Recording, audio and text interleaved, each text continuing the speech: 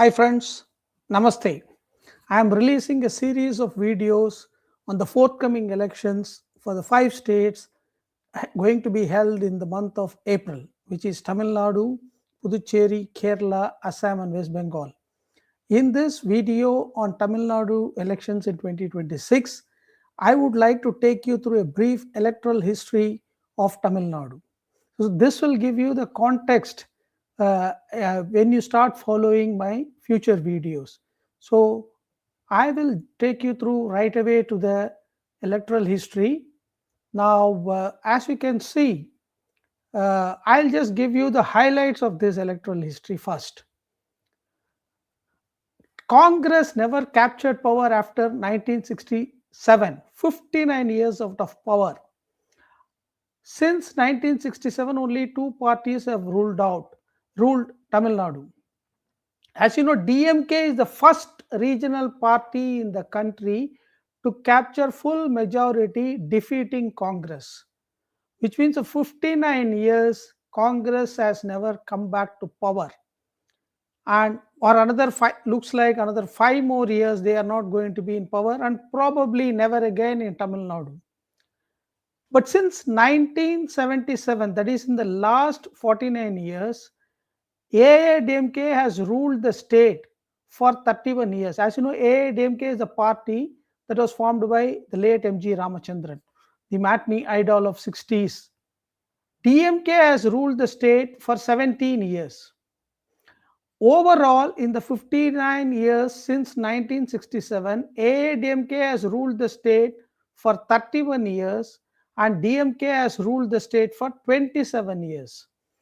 If DMK captures powers in 26, it will overtake ADMK's record. But is the ADMK going to allow it? That's the million-dollar question that we are going to face. Now, what has been the change of power since 1967? 1967, DMK came to power led by its leader, the legendary CN Annadurai, who formed his regional party in 1949. And then he rode to power. But here is the interesting twist for all you to know. Maybe those who are not following Tamil Nadu politics keenly, just like Hemanta Biswa Sarma today, who dislodged Congress from Assam, and several other like Mamata Banerjee in West Bengal, like Jyotiraditya Scindia in Madhya Pradesh, it was the late Rajaji who helped Annadurai to defeat Congress in 1967. So 1967, Annadurai formed power, but he was alive only for the brief period of 2 years. After this, the power came to Karunanidhi. Then Karunanidhi ruled the state till 1977. Now then MGR, people in outside Tamil Nadu and predominantly in North India think that Tamil Nadu votes for film stars. No, MGR started his political journey in 1949. He joined DMK in 1949. He has worked with the party for almost 30 years before coming to power. In 1952, he was member of Legislative Council. In 1967, he became a member of Legislative Assembly. So he has 10 years of legislative record before even he started his party in 1972. Of course, he ruled the state till 1977. Then, as you can see, it toggled between ADMK, DMK. In 89, it was DMK. 91, it was ADMK. 96, DMK. 2001, ADMK. Likewise, it kept toggling. But if you see, 10 years of DMK rule between 67 to 77, between 77 to 87, ADMK rule, and in 2011 to 2021, again ADMK rule. In all, if you see the scorecard, we are very happy with the scorecards. Now, scorecard out of the 13 elections in 67, ADMK has won 7 and DMK has won 6. And among the leaderboard, Karunanidhi has ruled the state for the maximum number of years, 23 years, MGR 10 years, Jayalalitha 15 and a half years, MK Stalin 5 years, and Edappadi Palanisamy 4 years. And there is one Mr. O. Pannirselvam who has ruled the state on and off.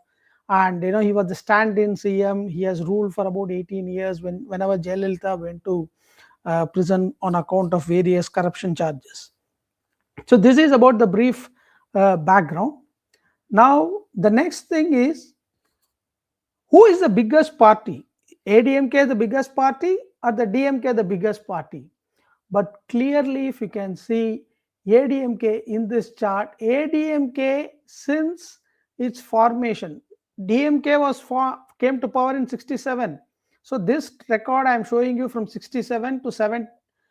But when ADMK started in 77, they have won more number of assembly seats. That is, they have won 34.65% of all the assembly seats cumulatively from 67 till 2026 today, as of today. DMK has won 34.4.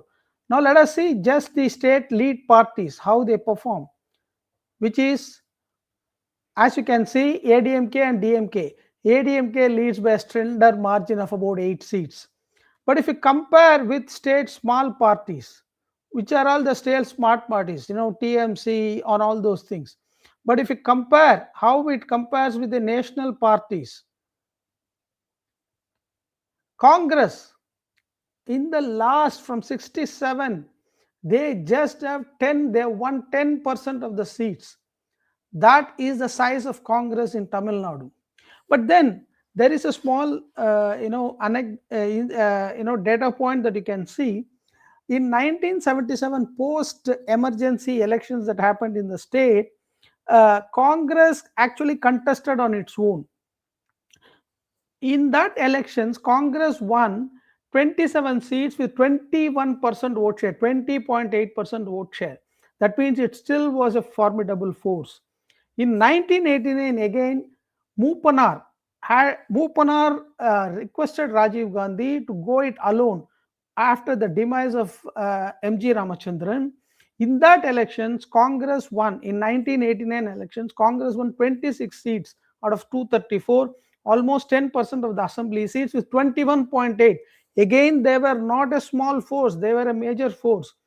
But in 2014, when they ran the parliamentary elections, they just won 4.37% of the votes and no seats, LS seats, that they contested alone.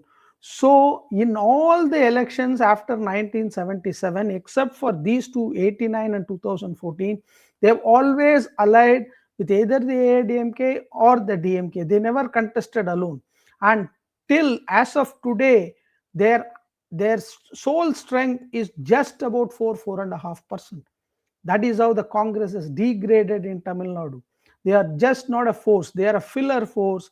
And without these two major parties, they are nothing in the state of Tamil Nadu. So this is the scenario. And if you leave all the national parties, the state lead two parties, there are a lot of parties. Communist is just about 2%. Together today, they just command less than 1%, both the communist parties. That is the level of communist parties today. So you can see how much 2.53% seats. Okay, so they are insignificant in Tamil Nadu. Now, if you see the last three assembly elections, let us focus on the last three assembly elections. 2011, ADMK won about 150 seats and DMK was reduced to not even an opposition party. To become an opposition party in Tamil Nadu, you require 25 assembly seats. DMK won just 23. In 2016, Jayalalitha came back to power. This was the second time ADMK is happening after MGR. This Jayalalitha won 2 terms twice, and DMK has never won after 1972. So ADMK won 136. They almost went solo. That was the only symbol. They had just smaller parties which contested in their symbol, and they won 136 seats. And DMK was a very large opposition with 89 seats. But then the situation flipped rather in 2021, with ADMK dropping to 66 seats and DMK getting 133 seats. Now I'll just show a small what happened in 2024, 2019, and 2014, 2019, and 2024. The graph at the top. ADMK, that was the election which Jayalalitha fought against Modi with the poll plan. Is it the Modi or the lady whom you want to choose? So Tamil Nadu chose overwhelming for the lady Jayalalitha. She won 37 seats, and in 2019, DMK alone won 24 seats, but DMK swept again with about 38 out of 39 seats. The other 14 seats were won by DMK's allies. And again in 2024, DMK alliance swept the Tamil Nadu elections with 39 out of 39 seats. ADMK NDA alliance got 0. Okay, so this is been the electoral scenario of Tamil Nadu. Now, 2026, ADMK has formed, ADMK and BJP has formed an alliance.